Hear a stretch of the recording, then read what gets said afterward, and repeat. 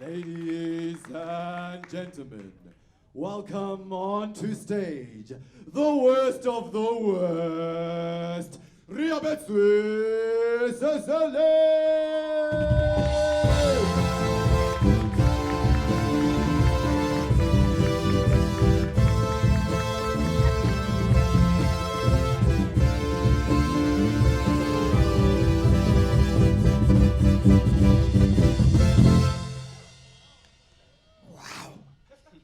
Ladies and gentlemen, please give it up for Simple Stories one more time.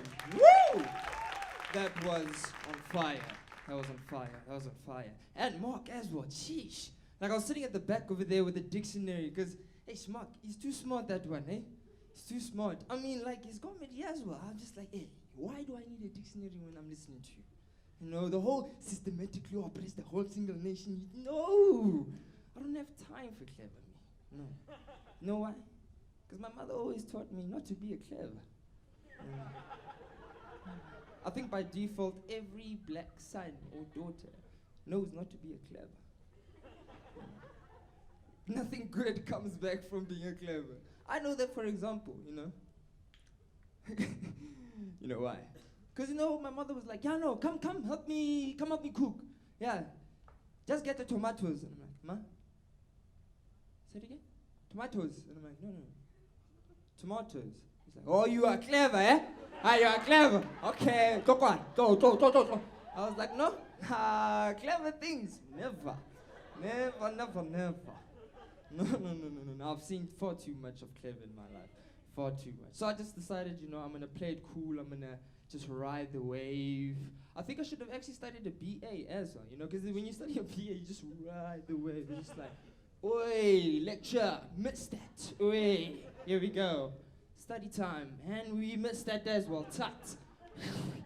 That's how it is for BA students, you know. Well, so I assume, you know.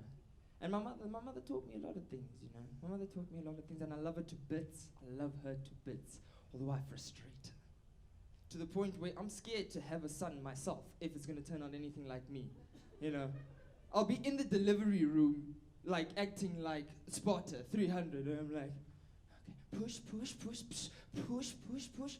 doctor! Push, doctor! How far are we with this delivery? Mr. Sesele, we are almost done. Push, mommy, push. All right. There we go. Doctor! Is it a boy or is it a girl? I know you are blessed with a son. Throw him out! He shall one day become me. We cannot have that on human ground anymore. No. Me, you know, the thing that I like about myself is that I know I'm trouble, you know, and I'm honest about it, you know. I've gotten to the point where, like, I'm not gonna hide anymore. No, just walk out. I should have actually tattooed it right here, like, trouble. Like, hey.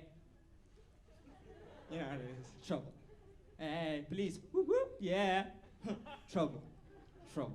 You know. And I know I frustrate my mom, so when she actually, you know, has a go at me, I take it on the chin, you know, because that's what the son is supposed to do. That's how she just builds me to be a bigger man, you know. I mean, it started out ever since I was a little kid, and as I've grown up to be the man that I am now, well, the young gentleman, if I'm saying so myself, yeah. You know, the young gentleman that I am right now, you know, she's always sworn at me. But I've understood, because it's frustration of the things that I've done, you know, so I'm like, hey, bro, just take it. But what I've noticed is that as she's gotten older and as I've gotten older, it's compounded. I'm like, where are you fetching all of these swear words from? Half of them I don't even know them. And like the order you put them in doesn't make sense. You know? I'd be back at crèche, doing what kids do, having fun. Hey, Marianne! No, my mommy told me not to chill with black boys. Okay. Hey, Ty, yeah. Playing in the sand. My mother comes to pick me up after a stressful day at work, and I've got sand in my hair. And I'm just like the happiest kid alive. Ma? And then she's like, Reabetsoe, you've got sand in your hair again. Shit! I'm just like,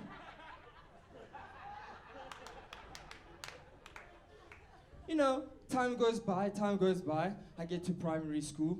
You know, mistakes happen, so I got a D on the test. Come come on. Now I gotta go get my mother to sign it. Ish.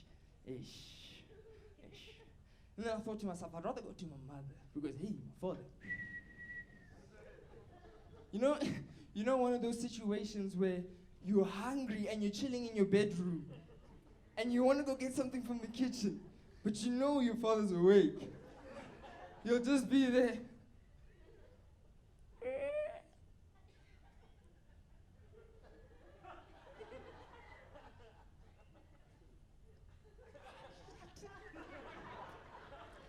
And I've been awake the whole time. Now I have to act like I've been asleep. Oh, hello, Didi. See, the thing is, I love my father to bits. I love my father to bits. He's a stern guy. He gets his point across one time. He's like, I don't know for those of you who have watched The Godfather, he's the Godfather. Vito Corleone. Like, he'll make you an offer that you cannot refuse. You'll just be there, thinking that you're gonna come home late. Ah, la, la. Just as you open the door, you're trying to creep in. Hey, and I think my parents did that on purpose, because there's no way in without making a noise. First, you get the trolley door. And I've noticed, the slower you try open it, the more noise it makes.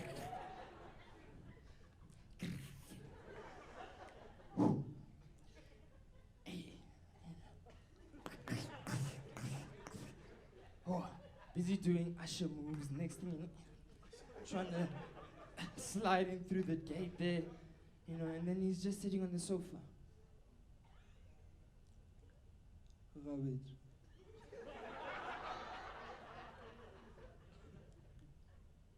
You come into my house at 2 o'clock in the morning.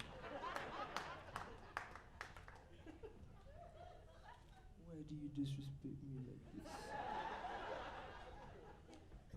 And I'm like, because it's dark, and I'm like, yo.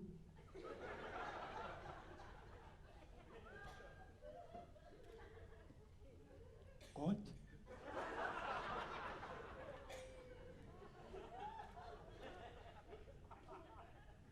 I was like, if this is God, no, he knows. He's not even here, he can't see me. No, God, actually, I forgot something in the car. I just went to go fetch it. But you were fully dressed. I'm like, shit, hey, steady. He sits me down over there and he's like, okay, No, I've had some deep chats with my father. But I prefer to go with my mother, although she continuously swears at me. Like I was saying, primary school, detention slip. Failed the test. Had to go give her the test to sign it. Reabetsoe, look, now you're not studying. Shit, fuck, come on. I'm like, wait. How many are we getting to? Get to high school. Oh, high school. Hey, don't even go there. Remember what Mark said. Mint. All right. No, I mean, like, high school, drama happens, still have to go back to my mother. Ish. And she's like, Reabetsoe, come on, fucking bloody shit, come on, now. I'm like, you know what? This actually needs to stop. Because I'm going to be a 40-year-old man, all right? And you're going to be giving a speech at my wedding. And you're going to be there on some, yeah, I know, I've always loved my fucking shit, son. Fucking shit. People will be sitting there, it's like, you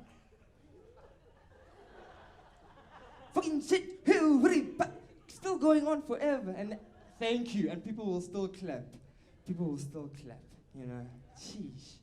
That's how it is. But one thing I've learned from my family, although I've been the, sole reason I'd say that it's had its ups and downs. And like I pride myself on that, because what's life without any ups and downs? You'd be going to work, love, how are you? Going to work. Every day, nah, I'm giving you a bit of flavor in your life. Oh shit, Reabetsoe did this now, Jesus. Oh shit, Reabetsoe did that. I'm sure you brag about me at work, being like, yeah, well, no, my son, he stole the car and he crashed it. Yeah, fuck. You know what I said to him? I said to him, he's gonna pay for it, Hey, you laugh, but I actually paid. I actually paid. That's the thing I love about my father as well, He shows me exactly how life works, certain things. I was supposed to go. Like, for example, my car, you know. I raised the amount of money, he matched that, and then when I went in to go get the outstanding amount from a loan at the bank, and he's like, no, here you go, but now you'll be paying it back. I'm like, he's like, yes. What's the prime interest rate? I'm like, you know? Oh, my dad, the thing is, when he puts you on the spot like that, you have to answer quick. You have to be as fast as Google. All of a sudden now. And he's like, because we'll be at a restaurant. Gives me the bill to, and I'm like, whoo. Okay. Carry over one. You're still not finished yet. I'm like, okay. You know, first man pressure. But I love the fact that he's always there for me. He's always there for me. You know, and I've learned a lot of things from my father. You know, like the way he treats my mother and the love that they have from one another. You know, that's that old school love. That's that one where you had to write love notes and meet on the corner. Ma, hey, no, nix, ma, okay. You know, he's got that old school kind of love, you know.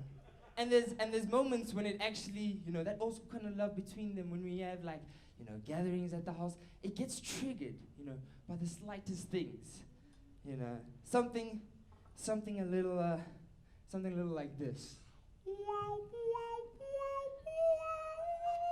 I've been really trying, baby.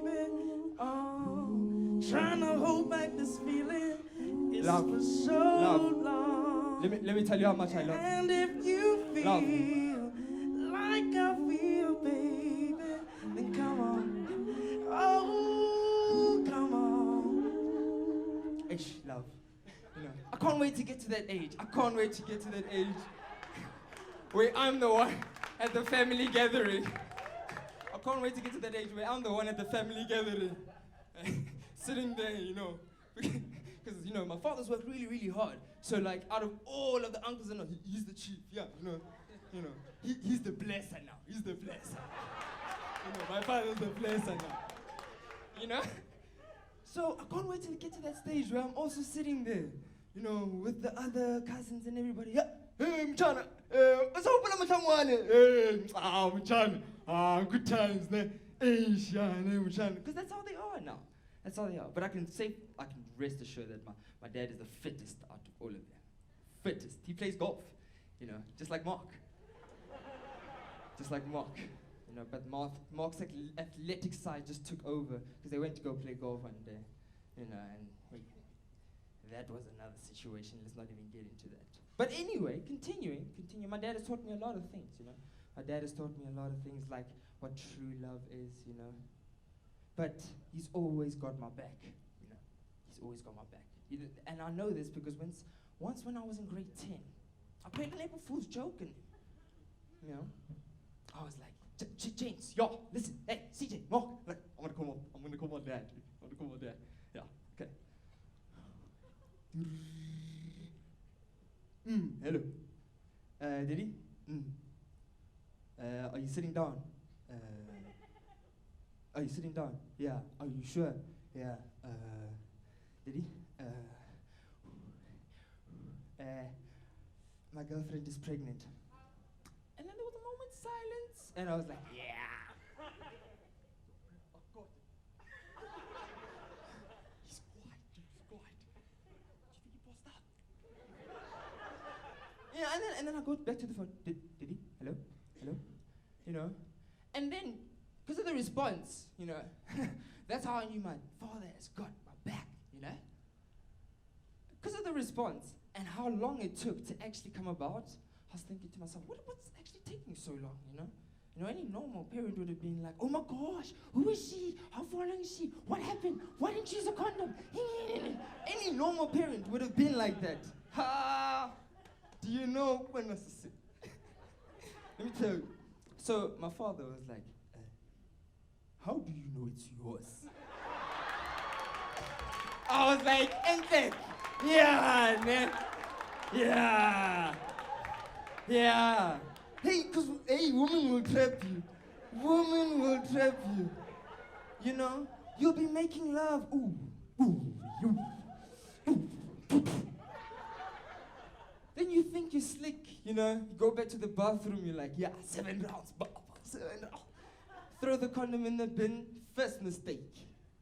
The next day, you forget to call. Yeah. She's just sitting there. She's waiting. 11:59 on the next day. 11:59. It's just about to be the second day now. And then you forgot to call. Then she's just like, and it's 12. Thank you. Take that out. Slip. Where's my syringe? Oh. Yes. I'm gonna actually give him one more chance. 5, 4, 3, 2, 1. Okay. Yes. Obviously, lucky draw. The child belongs to you. Yes, you are lucky. No, I don't want to be that fortunate. I don't want to be that fortunate. You know, I love my parents. My mother as well. You know, and I fear no woman is gonna come tell me that she has my baby. You know why? Because my mother, the first thing she told me is like, hey, I don't care if it's yours or not. I'm going to tell her, hey, get out. Get out. Get out. I know my mother, and I'll be standing there like, yeah, get out. You and your mama. You know? No, women are trapping people out here. Women are trapping people out here far too much. Far too much. And I understand. They're angry. It's because they got sold the short end of the stick. You know? Like, I'm just trying to think about the problems that guys go through. Not enough food, not enough petrol. Yeah, that's probably about it. Look, woman. Okay, all right, are you ready? First of all, the pregnancy alone, then you got periods, then you got giving birth. It's madness, you know, but you can't get mad at us, men. I mean, we try to understand you, but you make it so hard. It's like a Rubik's Cube. You're like, fish. All right, that side, you know, we can never make you happy, but we try, you know. But you need to go to your main source of your problem, and that's Eve, okay? Ladies and gentlemen, ladies especially, your main source of the problem is Eve. She's the one who decided to be smart and be like, hey, you know, I mean, imagine if the Adam and Eve were black people, you know, African Americans to be exact. Just like, hey yo, Adam, I'm about to eat this apple. I'm hungry as shit. I'm about to eat this apple, you know? And then Adam would be there like, oh, hell no. Oh, you ain't about to do that now. No, you ain't about to do that, Eve. You know? And then Eve would be, no, I'm about to eat this apple. God ain't anywhere. Where do you see God? Why are we wearing these leaves? Why? You know? And eventually she takes the apple. And she looks at Adam and, I bet you wouldn't do it. I bet you I would. I bet you wouldn't do it. You don't know me, Shaniqua girl. Where's God at now? And then Adam's like, I always knew it. Give me some of that apple, let me taste that shit. Oh, hell no. Po again in the building. God, it was her. You know, she's the one who told me to take the apple. You know, and he's like, for that, my son, for that, I'm just gonna make you a little idiot. Because as men, we're idiots at most of the time. We're idiots, you know. We mess up with the smallest things. Just a date. Do you know how crucial a date could be? One specific one if you marry. Anniversary. Woo! See, because I work in retail, you know, and I have gentlemen come up to me. You'll see them coming and sweating to the store. Yeah, today's my anniversary, yeah. Yeah, she wants that bag, how much is it? You know, I give him the price and he's like, how much? And the thing is, I know I'm about to make the sale because he's late, and I'm like, I'm gonna toy with him, and I'm like, you're the one who's late. You're the one who's late. You are the one who's late, my friend, you know. But in terms of my family, I also have a sister. My sister's strong-willed. My sister's a very strong person. Like, when she decides something is gonna happen, that's how it's gonna happen, okay? I know this because when we were little kids, there was a trip that we made to Macro. Everything was good, and then we were on the way home, all right? I'm sitting in the back behind my dad who's driving, and my sister is sitting behind my mother in the passenger seat. Everything is lovely. Next thing, my sister just gets a little bit of a fetish, you know? A little bit of a fetish. She's like, Daddy, can I have the sweets, please? You'll get it when we get home. In that instant, she just slowly looked at me. She's like, what? She's like, I'm like, whoa. It was hard because I'm in the baby seat. If I don't get this thing, I'm gonna have to cry for help, you know? And she's about to go crazy. You know, so I eventually get the seatbelt going, you know. Next thing, my sister's just, you know, on a final warning. She's like, Daddy, can I have the sweets, please? You'll get them when we get home. She's like, if I don't get the sweets now, I'm gonna open this door. I'm like, oh, yo, this was better than cartoons. I was like, in the baby, I'm like, whoop. I'm like, you would never. Really? You know, my sister's very, very strong-willed, you know. And in terms of my family, I've also noticed that there's an important role that a mother plays in terms of a relationship with a son, and that's to build him up to be a young gentleman. And there's a role that a father plays in terms of the daughter, and that's to show her how she's meant to be treated. And he does that by treating my mother well, you know. So my sister's been attentive. Every time, you know, my father does something nice for my mother, she's be like, oh, okay. So you're going to you taking her to America? Okay. You must take me to America. Okay. Mommy, let me see your rings. Okay. Big, very big ring. Okay. Daddy, do you know what date is today? Whoa, let me see mommy's reaction. Okay. Get very angry. Very angry. But, you know, she's happily married right now, which is, you know, it's a blessing in disguise, you know. And, you know, I was talking about my father. You know, there was a dinner that we had, you know, for his birthday, you know. And a whole lot of people there. It was an intimate dinner, very cozy, you know. Came time for the speeches, and I'm like, great, here we go. I'm gonna give a heartfelt speech, you know. Everybody goes around the table, finally comes to me, and I'm just like, yo, daddy. Yo, check it. Yo, no, I wasn't like that.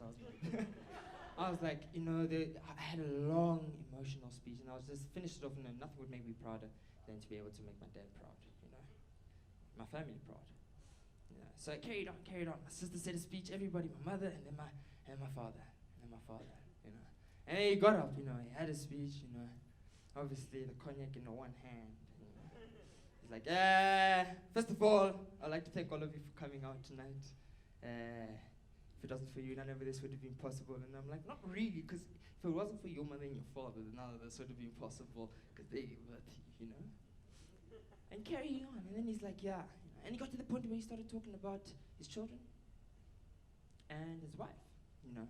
But the problem is he started out with my sister. Ish. You can't start at the top and then want to talk about me. No, because my sister's a lawyer at Hogan levels, and it's just a whole nother level that she's at. Like, the bar is so high.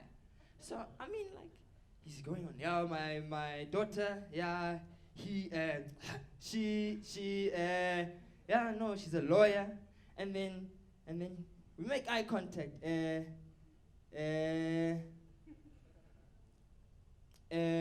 then my son, and then my wife, you know, I love my wife. I love. How many years? 28. Yeah, I love my wife. You know, and I understand. You know, you don't want to tell your friends, you know, when you're having a conversation with them, you know, Paul is busy coming out with, no, listen, my son actually just flew out to India for the Proteas, you know, he's just going to go play for the Proteas for a while there, you know. And then Temba's coming there. Yeah, I know, my son just, you know, he left the deer, you know, he's actually looking for change. You know, and then you're gonna come there. Yeah, my son's a comedian. Yeah. Oh, gents. Come on, even my son. Oh. Whoop whoop nyana. Oh, guys, you know. But the thing is, this is what they don't understand. This is what they don't understand. See, in the black culture, being a doctor is the top position in anything, you know. Like, if I become a doctor, my dad is lucky that I didn't become a doctor. If I became a doctor, I was gonna get more meat at the dinner table. Let me tell you that, you know. Meat symbolizes your position in the family, you know. If you're getting one piece, I know for sure you're washing the car, you're washing the dishes, and you're not even washing the floors with a mop. Come on, well, boy. You're just on some vibe, you know? But no, not my dad, you know? And then, basically, what happens after there, I left you on a cliffhanger there, everybody's waiting to hear what happened next, aren't you? Are you heckling me, ma'am? Wait, you know what you're actually doing? You're doing that thing that Mark was saying, uh-huh. Ma'am, who are you sitting next to? This isn't the bedroom. Can you hold yourself together, please? Please.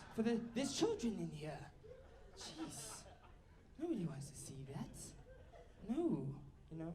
What I was saying, in the black family, being a doctor is at the top. You know? And since I'm a comedian, I make people laugh. And you know they say laughter is the best medication? So, by default, how I'm a doctor, how? Yeah. You can clap, how? Yeah, I'm a doctor. Oh. Thank you very much, ladies and gentlemen. You've been a great crowd.